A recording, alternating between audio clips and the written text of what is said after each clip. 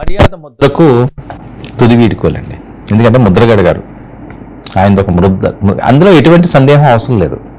సరే ఎలా ఉన్నా ఏమున్నా రాజకీయంగా ఎవరేం విభేదాలు చేసుకున్నా ముద్రగడ అన్నది ఒక బ్రాండే. కాపు సామాజిక వర్గానికి ఆయన ఒక ఐకానే, ఆయన ఉన్నా లేకపోయినా సరే. సో ఈరోజు పెద్ద ఎత్తున ఆయనకి నివాళులు అర్పించారు. ఒక పెద్ద ఆయన ఆ సామాజిక వర్గానికి ఒక పెద్ద ఆయన అయితే కనుమరుగైపోయినట్టే. సో అందరి హృదయాల్లో కూడా ఆయన ఉంటాడు ఎప్పటికీ కూడా. ఒకవేళ కోపం వచ్చి ఒక మాట ఆయన్ని విసుక్కున్నా తిట్టుకున్నా ముద్రగడ గారు అనేసరిగా గౌరవం అందరికీ ఉన్నది. ఆయన ఈ రకంగా చనిపోవడం, ఇంత త్వరగా చనిపోవడం అన్నది చాలా బాధాకరమైన అంశం ఆ సామాజిక వర్గానికి.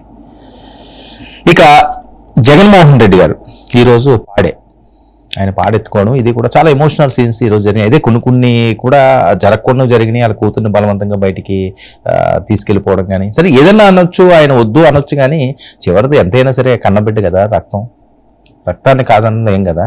సరే పోయినైనా పోకూడదు, సరే జరగకూడదు జరిగింది. సరే ఉన్న వాళ్ళని చివరిసారి ఎవరు చూసుకున్నా సరే ఈ రోజే కదా, మీరు మళ్ళీ చూడగలరా? చూడలేరు, ఎప్పటికీ చూడలేరు.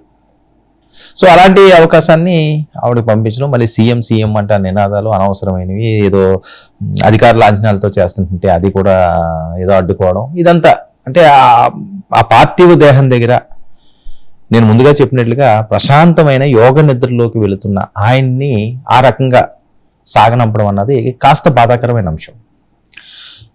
సో మరొక వైపు ఏంటంటే జగన్మోహన్ రెడ్డి గారు ఉభయ గోదావరి జిల్లాల్లో పర్యటన, లోకేష్ గారు సీఎంలో, అంటే ఫోకస్ ఇంకా వేడి రేకెత్తిస్తున్నారని రాజకీయ పరంగా.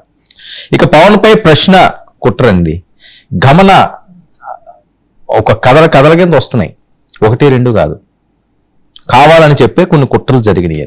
బెంగళూరు లింకులు వస్తున్నాయి, ఒక్కొక్కడిగా చిట్టాలాగుతున్న పోలీసులు, సనాతన ధర్మం, అలాగే పవన్ పై విమర్శలకి వేరే కుట్ర కోణం ఉన్నదని చెప్పి పోలీసులు కనిపెట్టారు. ప్రశ్నారావణే కాదు, ప్రశ్నారావణ్ అన్నది వీళ్ళు బాగా వాడారు, కానీ వేరేది ఉంది, గమనాలే వేరని. ఇక సుప్రీంకు సాయికృష్ణ కేసు తల్లి రివర్స్. సుప్రీంకోర్టులో ఎవరో పిటిషన్ వేశారట సాయికృష్ణ కేసు, నాకేంటి సంబంధం, నాకు సంబంధం లేదు, అది అవసరం లేదు, నాకు తీసేయండి అని చెప్పి తల్లి అంటున్నదట. అసలు ఇదేంటో వింత ధోరణి. ఈవిడి తెలియకుండా సుప్రీంకోర్టులో పిటిషన్ వేయడం ఏంటి, నాకు సంబంధం లేదని వాళ్ళ తల్లి అనడం ఏంటి? చర్చతో ఇవన్నీ కూడా ఈనాడు ప్రైమ్ డిబేట్లో మనతో పాటుగా చర్చలో పాల్గొంటున్నారు. కేఎస్ ప్రసాద్ గారు మనతో పాటుగా స్టూడియోలో అందుబాటులో ఉన్నారు. అలాగే విజీ కిరణ్ గారు టీడీపీ అధికార ప్రతినిధి కూడా మనతో పాటుగా లైవ్ లో జాయిన్ అయ్యారు. పసుపులేటి సురేష్ వైసీపీ అధికార ప్రతినిధి కూడా మనతో పాటుగా లైవ్ లోకి అందుబాటులోకి వచ్చారు. కీర్తన గారు జనసేన అధికార ప్రతినిధి కూడా మనతో పాటుగా లైవ్ లో జాయిన్ అయ్యారు. ముందుగా కీర్తన గారు,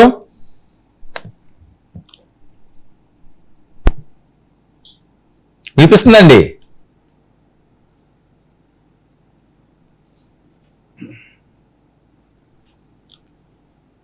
కిరణ్ వినిపిస్తుందా?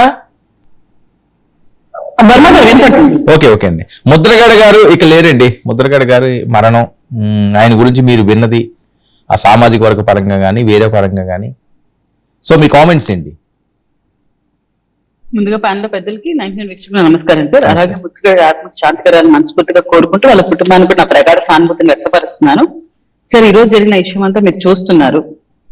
ఒక సగటు మహిళగా నాకు అర్థమైంది ఏంటంటే, ఇప్పుడు మాకు కూడా ఇళ్లలో చిన్న చిన్న గొడవలు అమ్మ నాన్నతో కానీ మనం విభేదించవచ్చు, అన్నదమ్ములతో విభేదించచ్చు, అక్క చెల్లెలతో కూడా విభేదించవచ్చు.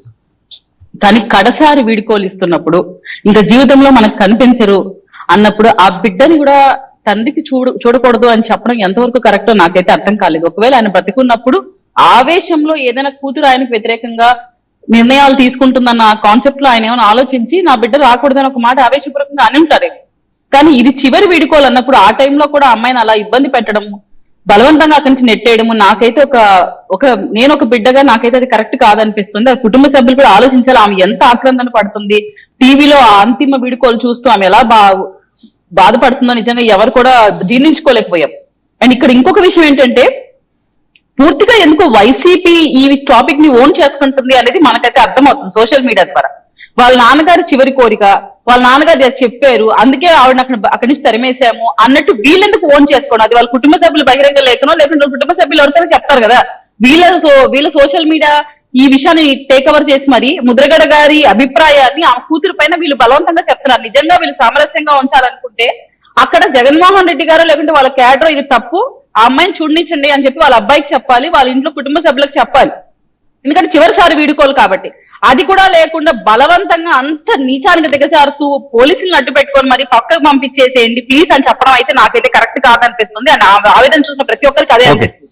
అండ్ జగన్మోహన్ రెడ్డి గారు కూడా వచ్చారు, ముద్రగడ గారు పాడ మోసారు, నిజంగా అది మంచి విషయమే. బట్ ఇంకోటి ఏంటంటే ప్రభుత్వ లాంఛనాలతో జరగకూడదు అని చెప్పడానికి అంబటి గారికి ఏం రైట్ ఉంది, జోగి రమేష్ గారికి ఏం రైట్ ఉంది నాకైతే అర్థం కాదు. వీళ్ళెవరు ప్రభుత్వ లాంఛనాలతో ఆయనను సాగనంపాలి, ఒక గౌరవం కల్పించాలని ప్రభుత్వం అనుకుంటున్నప్పుడు వాళ్ళ కుటుంబ సభ్యులను వ్యతిరేకిస్తే ఒక రకం, కానీ ఈయనెందుకు అంత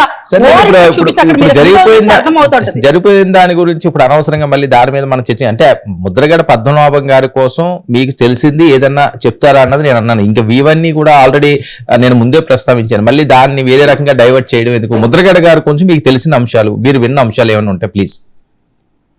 తెలిసిన అంశాలు అంటే కాపుకులం కోసం ఆయన ఫైట్ చేశాడు, కానీ కొన్ని రోజుల తర్వాత మనం గమనిస్తే ఆయన పూర్తిగా వ్యతిరేక డైరెక్షన్ లోకి వెళ్ళిపోయాడు. ఆ కులానికి ఎవరైతే అన్యాయం చేస్తున్నారో, ఆ కులాన్ని అడ్డు పెట్టుకుని ఎవరైతే రాజకీయం చేశారో అన్ని రాజకీయాలు వద్దు, ఆయన గురించి మీకు తెలిస్తే చెప్పండి. మళ్ళీ ఎందులోకి వెళ్ళారు ఏంటి ఇవన్నీ వేరేగా వెళ్తాయి, ఇప్పుడు అనవసరం ఈ టైంలో. అందుకని నా వరకు అయితే ఆయన ప్రగాఢ సానుభూతి వ్యక్తపరుస్తున్నాను, ఆయన కుటుంబ సభ్యులకు కూడా నా సానుభూతి వ్యక్తపరుస్తున్నాను. ప్రసాద్ గారు సింపుల్ గా స్ట్రైట్ గా ముద్రగడ గారి కోసం 4 మాటలు. ముందుగా 99 టీవీ ప్రేక్షకులకు నమస్కారం. అలాగే ప్యానెల్లో ఉన్న మిత్రులకి మీకు కూడా నమస్తే అండి. వరం గారు అంటే నిరంతరం తన సామాజిక వర్గం కోసం, తన జాతి కోసం పరితపించే ఒక ఆత్మ ఇవాళతో ఇంకా మన మధ్యలో లేదు, భౌతికంగా కూడా లేదు. ఆయన ఆత్మకి ఖచ్చితంగా శాంతి చేకూరాలి, వాళ్ళ కుటుంబ సభ్యులకి చాలా మనోధైర్యం కావాలి. ఒకటి మాత్రం నేను చెప్పగలను, ఒక మహానుభావుడు వంగవీటి మోహన్ రంగా గారి తర్వాత ఇంకో మహానుభావుడు స్థానంలో నాకు తెలిసి ముద్రగడ గారే ఉన్నారు. ఎందుకంటే తృణప్రాయంగా తనకున్న పదవులు కానీ, రాజకీయాల్లో రూల్ చాచడం కానీ, ఏ పార్టీలోనైనా ఈ తన జాతికి ఎక్కడైనా న్యాయం జరుగుతుందని 4 పార్టీలు మారచ్చు. ఆయన ఉద్దేశం ఎవరితోనైనా ఎలానైతే, ఎందుకంటే విభేదించిన తెలుగుదేశంతో కూడా మళ్ళీ వచ్చి కాకినాడ ఎంపీ కింద కంటెస్ట్ చేసి గెలవడం కూడా నాకు తెలిసిన ఆయన ప్రస్థానంలో ఆయన పార్టీల వ్యక్తి కింద చూసే బదులు వాళ్ళ జాతి కోసం ఎక్కడైనా ఒక సాంతన దొరుకుతుందా అన్న ప్రయత్నం. ఎందుకంటే ఆయన ఇంటర్వ్యూలు ఎవరైనా ఫాలో అయితే తెలుస్తుంది. ఎందుకంటే ఆ మాన్బోడు మన సంజీవ్ గారు, నవోదరం సంజీవ్ గారు అండ్ మహాన్బోడు అంబేద్కర్ గారు రాజ్యాంగ పరంగా వాళ్ళకి ఇచ్చిన ప్రాథమిక హక్కు బ్రిటిష్ వాళ్ళ దగ్గర నుంచి ఉన్నది. తదనంతర పరిణామాల్లో అది ఏ విధంగా రాజకీయాలు అంటే కాంగ్రెస్ పరంగా బ్రహ్మాండ రెడ్డి అనుకోవచ్చు, లేదంటే తదనంతర పరిణామాల్లో ఏ విధంగా అది డైల్యూట్ అయింది అన్న దగ్గర బ్రహ్మాండ రెడ్డి సంజీవ్ రెడ్డి గారు ఎవరో సంథింగ్ వాళ్ళిద్దరిలో ఒకరితో అది డైల్యూట్ చేసే దగ్గర నుంచి ఆయన పోరాటం, దాని మీద ఆయన పడుతున్న ఆరాటం ప్రతి దగ్గర ఆయన 2016లో తుని ఘటన తర్వాత కూడా మొత్తం అభియోగాలు దానికి సంబంధించిన మొత్తం బ్లేమ్ అతన్ని ఎత్తి మీద వేశారు. అయినా సరే తన పోరాటానికి ఎక్కడ ఆయన ఇంటికి వచ్చి నిరాదేశ కూర్చున్నాడు, తన ఆరోగ్యాన్ని పణంగా పెట్టాడు. అన్ని రకాలుగా తను ఎక్కడికైనా ఒక శాంతన తన జాతికి దొరుకుతుందని లాస్ట్ వరకు ఎదురు చూసిన ఒక ఆశా జీవి అతను.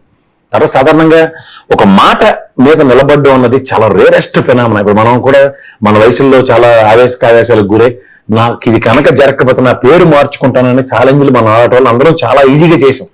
కానీ దానికి సార్థకత తెచ్చాడు. అక్కడే ఆయన ముద్ర తన ఇంటి పేరుకి న్యాయం చేసాడని మాత్రం నేను చెప్పగలుగుతాను. ఎందుకంటే సాధారణంగా పేరు మార్చుకోవడం అన్నది చాలా సింపుల్ గా మీరు చెప్తున్నారు, కానీ తన మాట ఎక్కడ నిలబడలేదని దాని మీద తను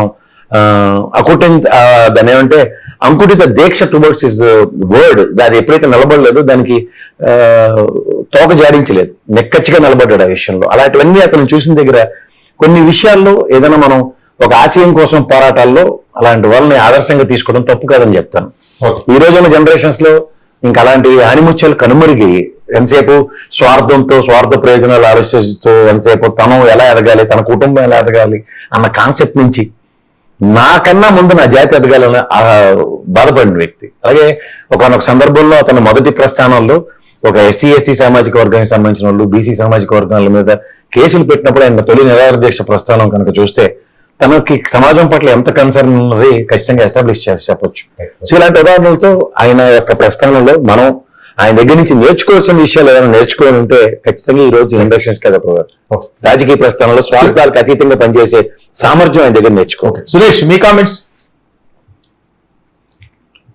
ముందుగా ముద్రగడ పద్మనాభం గారి మృతికి సంతాపాన్ని తెలియజేస్తున్నాం.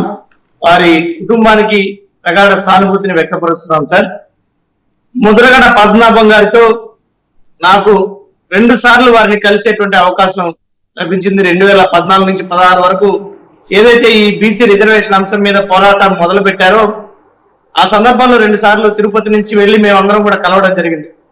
ఆ సందర్భంలో శ్రీవారి లడ్డు ప్రసాదాన్ని ఇచ్చి అన్నా మీరు ఆరోగ్యంగా ఉండాలి, చాలా జాగ్రత్తగా ఉండండి అన్న అని మాట్లాడినప్పుడు ఒక మాట మాట్లాడారు.